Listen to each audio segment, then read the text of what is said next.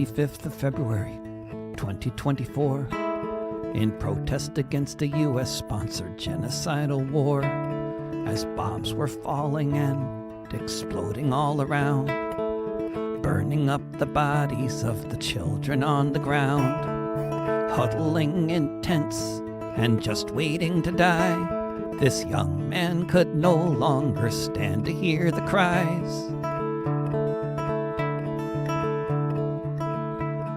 On International Drive in Washington, D.C., a young airman walked up to the Israeli embassy as mothers buried babies who had no milk within, as white phosphorous munitions burned off the people's skin, as the troops were firing on those trying to find bread, as the body count was building up to 30,000 dead.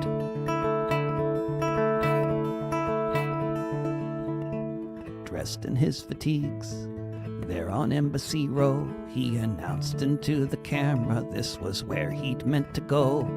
An act of desperation, and one designed to share the horrors of the crimes being committed over there, like a mirror to the world, so no one could look away from what's happening in Gaza every minute of each day.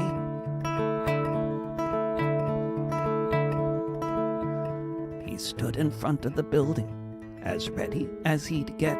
He put his phone down so he could live stream it on the net.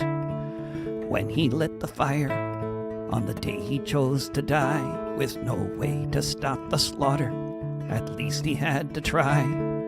As the flames rose up, yellow, red, and blue, did he look up at the cross and wonder what would Jesus do?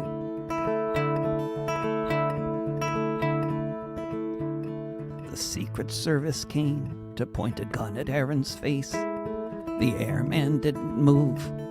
He just stood in place. He'd come to make a spectacle. That was understood. If he couldn't stop the war, he'd do what he could, as his body burned before us in an unmistakable sign. Again and again he shouted out, "Free Palestine!" On the 25th of February, 2024,